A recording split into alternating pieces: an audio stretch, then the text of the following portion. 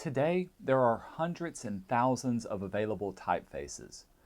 So the choice of typeface that you choose for a project can be quite overwhelming.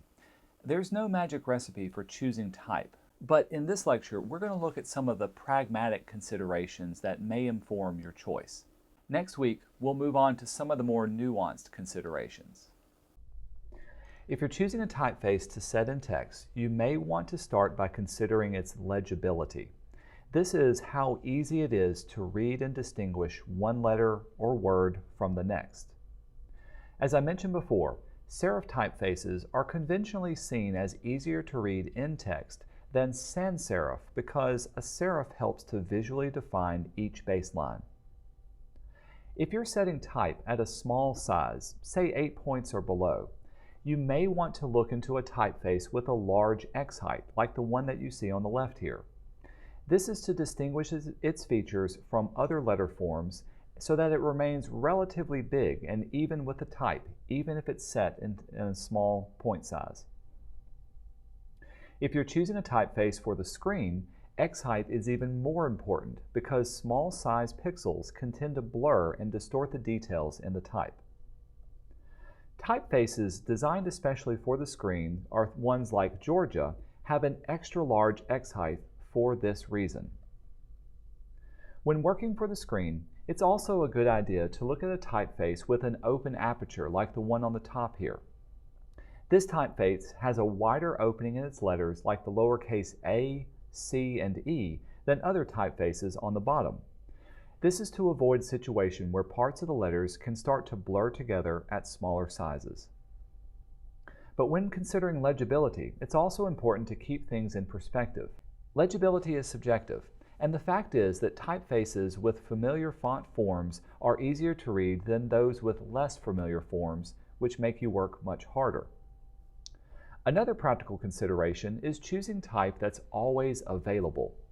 Typefaces cost money, sometimes several $1,000s, and as a designer, you're probably working within a budget. If you're designing for the web, availability is even more of a complicated issue because web designers need to use a display type that's called up by fonts on their user's computer. And most users aren't likely to have the same fonts you do. They only have a handful of web-safe fonts on their computer.